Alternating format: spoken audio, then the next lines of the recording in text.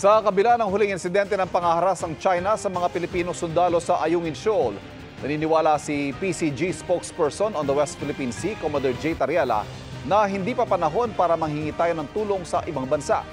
Naglabas naman ng isang Chinese tabloid ng video ng anilay ebidensya ng patuloy na reinforcement sa BRP Sierra Madre na nakasadsad sa Ayungin Shoal.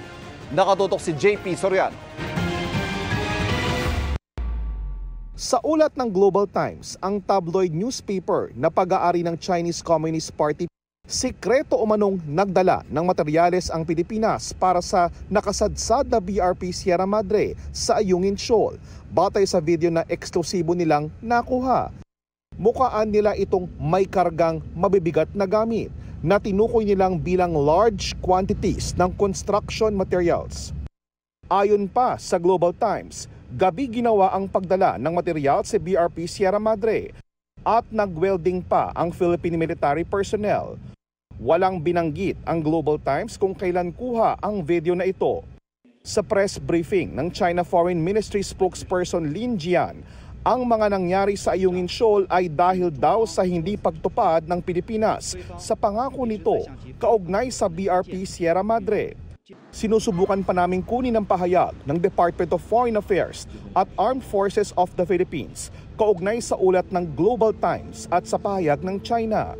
Kaugnay naman sa insidente sa Ayungin Shoal nitong Lunes, kung saan may dalang mga kutsilyo, sibat, machete at mga palakol ang China Coast Guard na nangharang sa mga taga-Philippine Navy.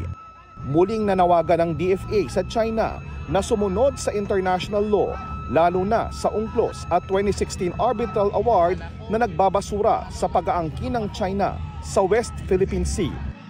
Nauna nang sinabi ng National Maritime Council na hindi maituturing na armed attack ang insidente at patuloy na isusulong ng Pilipinas ang mapayapa at diplomatikong pakikipag-usap sa China.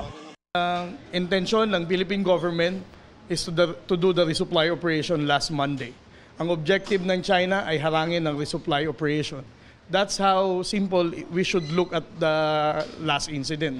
Sinang-ayunan ito ng isang maritime law professor. And so a single incident, no, even though it might be serious and might constitute an unlawful act under international law, no, that is not yet sufficient ground, no, for the initiation of hostilities, no, such as in the exercise of self-defense, no, or collective self-defense.